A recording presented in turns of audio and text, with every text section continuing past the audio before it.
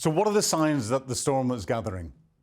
So the signs come through intelligence. Of course it is. But intelligence, it sounds simple. It's actually quite complex. There's a number of different types of intelligence. The first one is signals intelligence, or SIGINT. That is intercepting communications.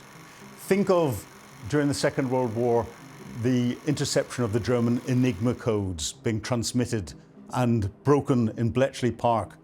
The same thing happens in government communications headquarters, in the American NSA, and every nation's got their own SIGINT capability. It's not just signals that are transmitted in the air, but it's also signals that are transmitted online. And therefore, this is why we see a lot of activity around the different communications pipelines as people try to hack into those. However, this is nothing new. The start of the First World War was the UK cutting 4 of the 5 communication cables across the English Channel. The 5th cable had been intercepted by British intelligence. That led to the Germans transmitting a Zimmermann telegram to Mexico, saying that they will give Mexico part of southern United States if they invade the United States to keep the Americans out of the war. When the Zimmermann telegram was passed to the United States, it brought them straight into the First World War. Signals intelligence has its use to intercept what people are saying to each other, but you don't get the real understanding. That comes from human intelligence, or HUMINT. Spies, recruiting people who've got an understanding and are in a position to get an understanding of the decision maker's intent. What are they talking about? Why are they doing it? What are they planning next? What are the difficulties?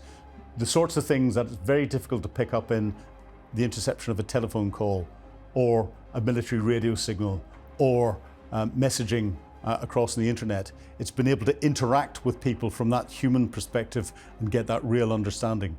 Or your human intelligence can get in and acquire copies of plans. I remember in Kosovo, the Russians came to join the NATO operation. General Wesley Clark of NATO thought that they were coming for nefarious purposes, but it was quite clear whenever we examined it that the Russians had stolen a copy of the NATO deployment plan, but they'd stolen an old version and arrived 24 hours early. We had delayed operations by 24 hours. Imagery intelligence, pictures from satellites, pictures from aircraft, pictures from drones, pictures from observation posts on the ground. That imagery, combined with the signals intelligence, combined with the human intelligence, allows you to build up this intelligence picture. But it's never a complete picture. Increasingly in today's intelligence world, we rely on open source intelligence as well, because there's so much out there. We look at what is being put around on social media, across on Telegram channels, what people are saying, what you can search for using artificial intelligence on the internet, or the old-fashioned, as it is now, Google and other search engines are available to try and find out information about different areas.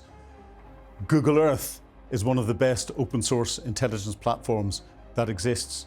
It was created on behalf of US intelligence as an open source platform, but there is so much available out there. Again, it's bringing the picture together. But then you get some other intelligence, such as MASINT, measurement and signature intelligence. This is a very technically based intelligence that looks at changes, and it looks at scientific understanding of what's going on. So think of astronomers looking at distant stars. They analyze the light that comes back from the stars, and they can work out what those stars are made of. Well, satellites not pointed out to the heavens but pointed back to Earth can look at fires, can look at rocket plumes, can work out what the components in the flames that they're seeing are made up of, and that can help identify whether it's an ammunition factory on fire, a chemical factory, an oil refinery, or potentially what type of rocket it is. Other methods are looking at coherent change technology, where you take a radar picture of the battlefield and you look at all the radar hits, and that will include anything that's metal, the vehicles that are driving around. And then a short time afterwards you take another picture, and a time afterwards you take another picture, and you only compare and look for the differences. That is coherent change technology. That allows you to see where vehicles are moving, and identify what is happening. And you can then use other measurement techniques such as thermal imagery to look at the ground and see what's hot and see what's cold and see what's in between where potentially vehicles have moved or where people have dug new positions. It's all that technical intelligence and bringing everything together into what's called the all-source picture. That allows you to monitor your intelligence requirements, and they tend to be put out in a time like this as your indicators and warnings. What do we want to know? What do we want to know is changing? So to understand the threat to the Baltics, we need to look at the chilling parallels with the lead up to the invasion of Ukraine. These are just a selection of a very large list of indicators and warnings that will be continuously updated, looking for subtle changes indicating a greater readiness and preparedness for conflict.